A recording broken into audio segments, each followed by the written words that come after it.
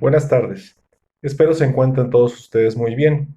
El día de hoy vamos a platicar de la sentencia.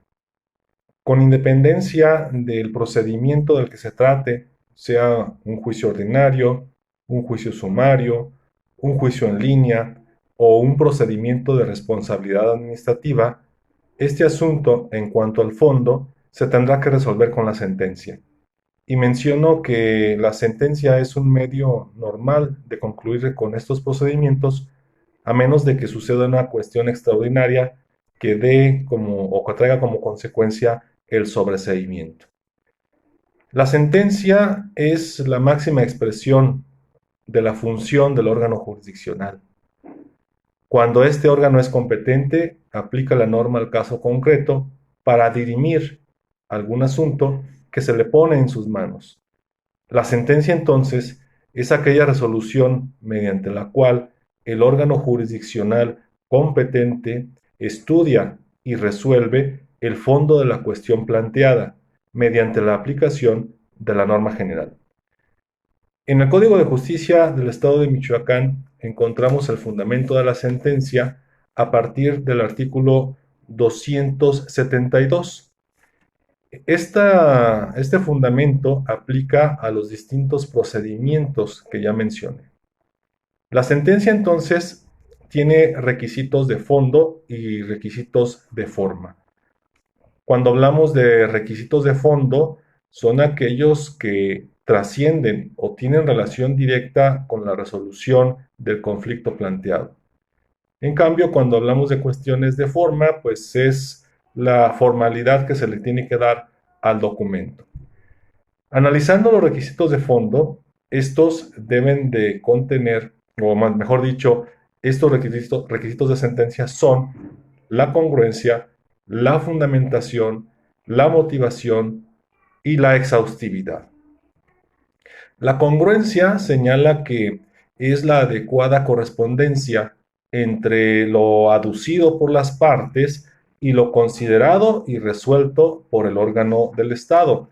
Y aquí el Código de Justicia Administrativa fundamenta la congruencia en el artículo 273, en donde establece que la resolución se encargará de las acciones y excepciones planteadas por las partes.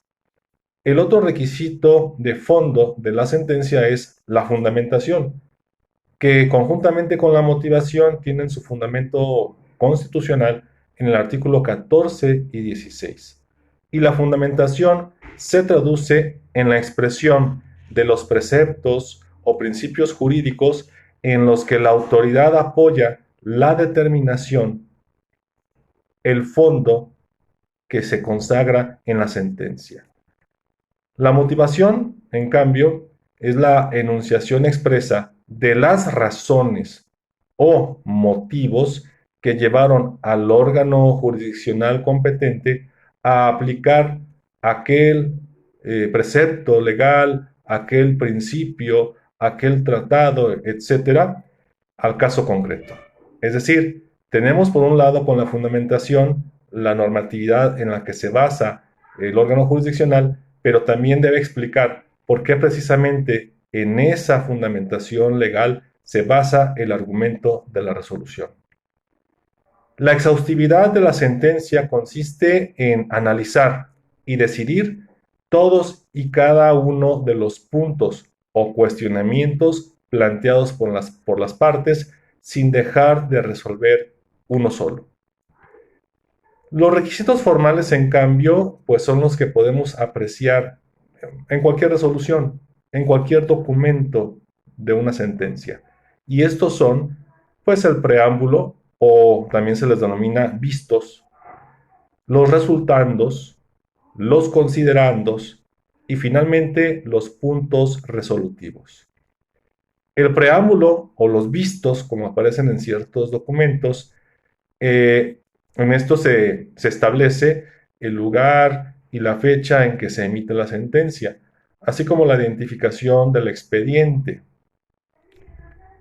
Los resultandos es el apartado que contiene una relación sucinta de lo acontecido durante la substanciación del procedimiento, de manera tal que su contenido es más que nada descriptivo o histórico, pero no toca aspectos de fondo.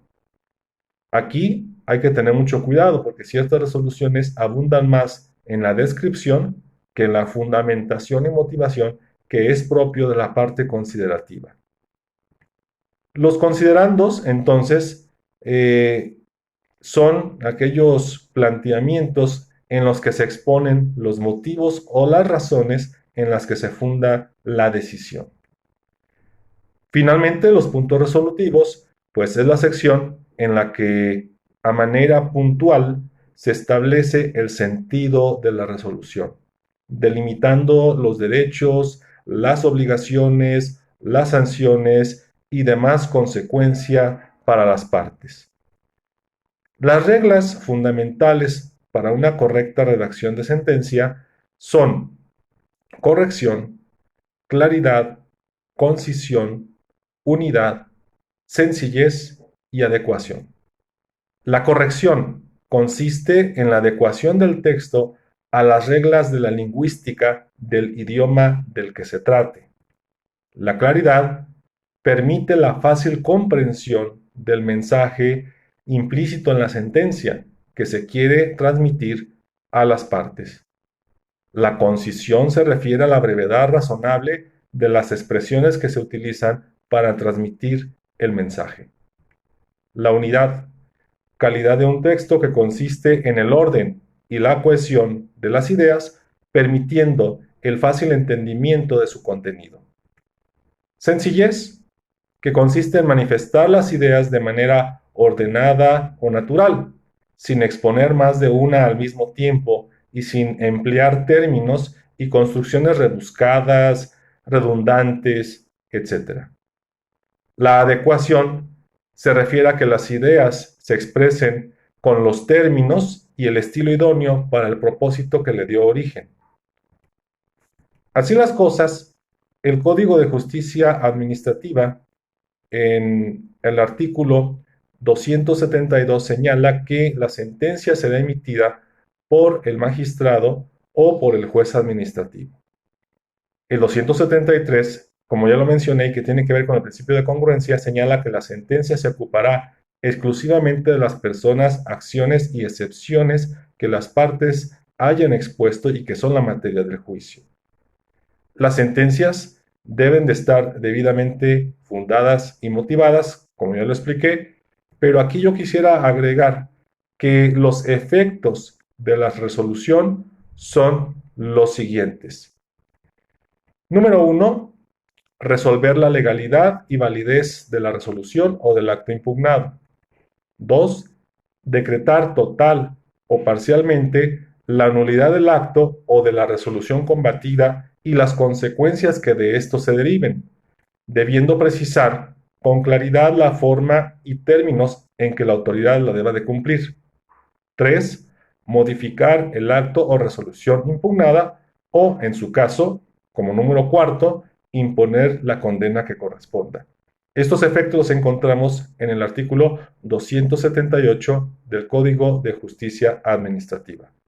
Ahora, yo mencioné que el tribunal únicamente se dedicará a resolver las cuestiones planteadas por las partes. Sin embargo, hay situaciones en las cuales el tribunal de oficio, aunque no haya sido invocada por las partes, puede acudir a la suplencia de la deficiencia de la queja de aquellos puntos que haya detectado y que aunque no hayan sido alegados por las partes, el tribunal pueda hacer valer en beneficio de una de estas. Pero esta suplencia de la deficiencia está limitada. La limitación la encontramos en el artículo 277 de este código y señala estos casos. 1. Cuando el acto impugnado se haya dictado sin fundamentación y motivación. Fíjense la importancia de esta. Que esa resolución se haya dictada fuera de procedimiento o habiéndose dictado dentro de un procedimiento legal afecte la libertad personal del actor. Otro supuesto es cuando el actor manifieste suma ignorancia y cuando el asunto planteado no rebase la cantidad que resulte de multiplicar por 150 veces el valor diario de la unidad de medida y actualización, o bien cuando se trate de menores de edad o incapaces.